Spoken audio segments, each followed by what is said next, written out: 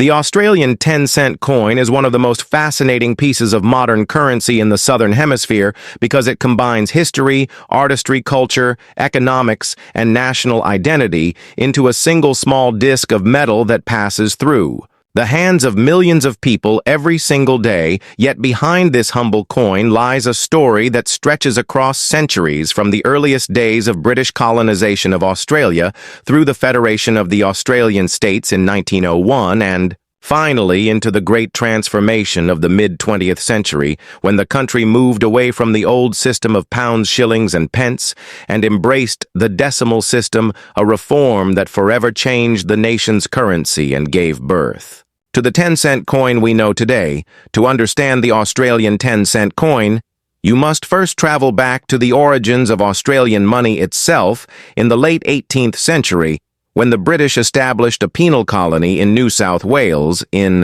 1788. At that time, there was no official local currency, and trade was carried out using bartering foreign coins and even rum as a form of payment. As the colony grew, it became clear that a stable coinage system was necessary, and Britain began supplying coins, but shortages persisted, and by the early 19th century, the famous holy dollar and dump were created from Spanish silver coins to fill the void.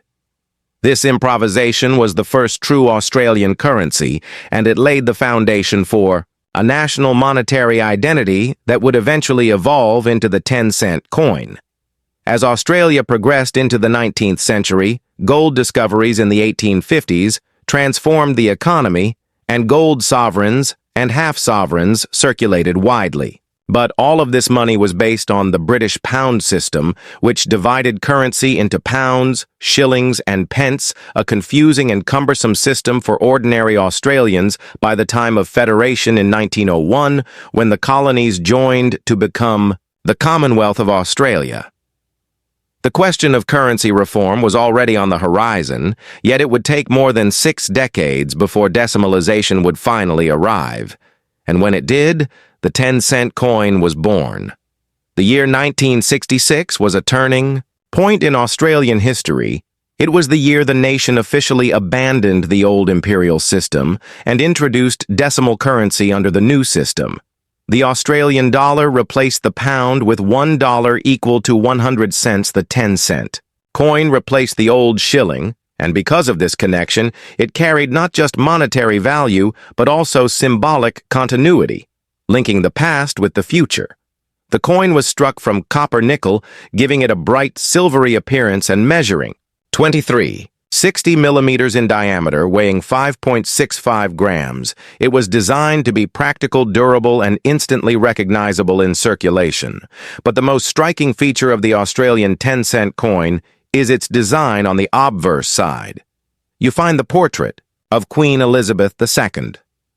As Australia is part of the Commonwealth, her likeness has appeared on all coins since decimalization, though her portrait has been updated several times to reflect her age at the time of each redesign. The reverses of coins, however, were uniquely Australian, and the 10-cent coin is adorned with an extraordinary creature, the lyrebird, designed by Stuart Devlin, the goldsmith and jeweler appointed as the first official Australian coin designer.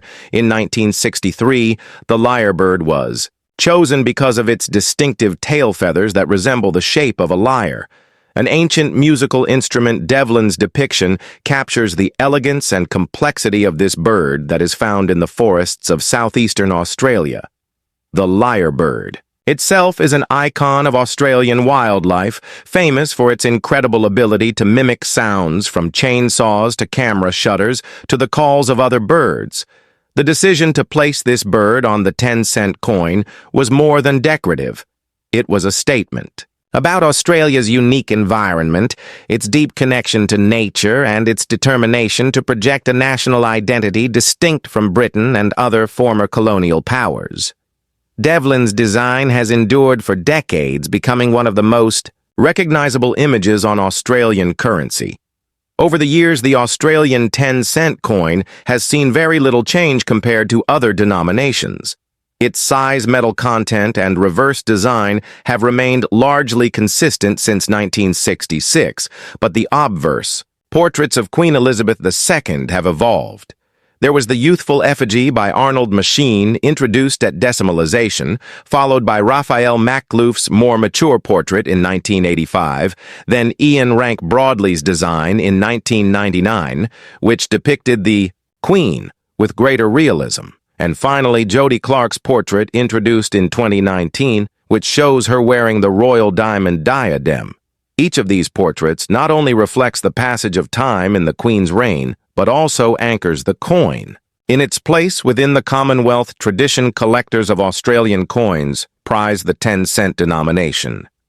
For several reasons, one is the rarity of certain years when mintages were low. For example, the 2011 issue had an extremely small circulation, mintage of just 7 million coins, making it highly sought after by numismatists compared to the hundreds of millions typically minted in other years.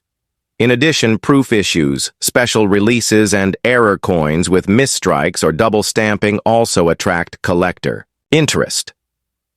Some varieties, such as those struck with slight design flaws, can command prices far above their face value in the collector's market.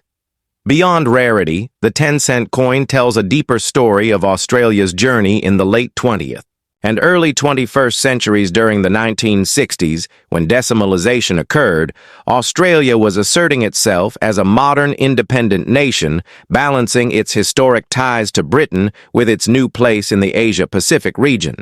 The coinage reflected this transition by retaining the monarch on one side and distinctly Australian imagery on the other.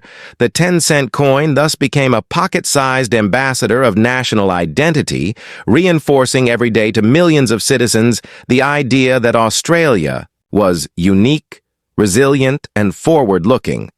As decades passed, inflation reduced the purchasing power of the 10-cent coin, but it never disappeared from circulation. In fact, it has proven remarkably resilient, unlike the 1-cent and 2-cent coins, which were withdrawn from circulation in 1992 due to their low value. The 10-cent coin continues to circulate, actively used in vending machines, small transactions, and as essential change in cash-based payments. Its endurance demonstrates the practicality of its denomination size and weight and the affection Australians have for their coinage system. Economically, the 10-cent coin represents a balance point in currency policy, small enough to facilitate minor transactions, yet not so small that its production costs outweigh its usefulness. Over the years, debates have occasionally arisen about whether to discontinue it, especially as digital payments expand, but the 10-cent coin persists, partly because of tradition, partly because of its practicality, and partly because of its cultural value as one of the iconic symbols of Australian money. When looking at the history of the 10-cent coin, you cannot ignore the artistry of Stuart Devlin. His work on the entire first series of decimal coins has been celebrated worldwide, and the 10-cent lyrebird design stands out as one of his finest achievements. Devlin went on to design coins and medals for countries around the globe, but his Australian series remains his masterpiece. The coin, therefore, is not just money, but also a piece of art history, a testament to how design can embody a nation's values and environment. Today, collectors, historians, and everyday Australians continue to study, admire, and exchange the 10-cent coin. It remains a link between generations, a reminder of the great decimalization reform of 1966, and a celebration of Australian wildlife and craftsmanship. The coin you might find in your pocket or purse today is not just worth 10 cents, it is worth decades of history, centuries of context, and countless stories of how Australia built its national identity through something as simple as a small piece of copper nickel. And as we look into the future, with King Charles III's portrait soon expected to replace Queen Elizabeth II on Australian coinage, the 10-cent coin is once again about to undergo a transformation, reminding us that coins are living history, always evolving with the times, yet carrying forward the weight of the past. The Australian 10-cent coin is therefore not only currency, but also culture, heritage, art, and legacy, a mirror of a nation's journey from colonial outpost to modern independent state.